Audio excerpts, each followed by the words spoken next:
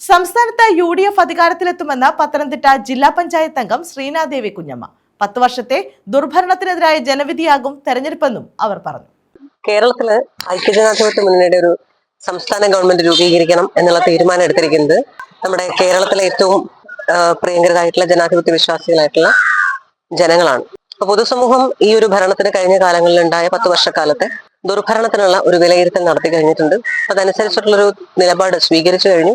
ഇന്ന് ഏകദേശം എല്ലാവരും നമ്മളുടെ വോട്ട് രേഖപ്പെടുത്തി കൊണ്ടിരിക്കുന്ന ഒരു സമയമാണ്. നമ്മളെ സംബന്ധിച്ച് പൊതുജനങ്ങൾ തീരുമാനിച്ച ആ ജനാധിപത്യപരമായ തീരുമാനം നടപ്പിലാക്കപ്പെടുമ്പോൾ 100-ലധികം സീറ്റോടുകൂടി ഐക്യജനാധിപത്യ മുന്നണി അധികാരത്തിലേൽക്കും. അടൂർ ഉറപ്പായിട്ടും ഒരുപാട് കോട്ടകൾ പൊളിച്ച ചരിത്രമുള്ള ആളാണ് ഏറ്റവും പ്രിയങ്കരായിട്ടുള്ള സി ശാന്തകുമാർ. അദ്ദേഹം ഉറപ്പായിട്ടും വളരെ ജനകീയനായിട്ടുള്ള ജനപ്രിയനായിട്ടുള്ള സാധാരണക്കാരനായ അഭിഭാഷകനായ ഒരു നേതാവാണ്. അപ്പൊ അദ്ദേഹം ഉറപ്പായിട്ടും ഈ നാടിന്റെ ജനാധിപത്യത്തെ തിരിച്ചെടുക്കും. ഞങ്ങൾക്കൊരു നല്ല കാലം ഉണ്ടായിരുന്നു ഈ കോൺഗ്രസിന്. അടൂരിനൊരു നല്ല കാലം ഉണ്ടായിരുന്നു, കോൺഗ്രസിനൊരു നല്ല കാലം ഉണ്ടായിരുന്നു. ആ നല്ല കാലത്തേക്ക് അടൂരിന്റെ വികസനങ്ങളെല്ലാം ശ്രീ തിരുവഞ്ചൂർ രാധാകൃഷ്ണൻ എന്തൊക്കെയാണോ അടൂരിന്റെ വികസന നേട്ടങ്ങളായിട്ട് നമുക്ക് എല്ലാം ചൂണ്ടിക്കും. അടൂരിനെ സംബന്ധിച്ച് എന്തൊക്കെയുണ്ട് അടൂരിനെന്ന് ചോദിച്ചാൽ അതെല്ലാം കൊണ്ടുവന്നത് ശ്രീ തിരുവഞ്ചൂർ രാധാകൃഷ്ണനാണ്.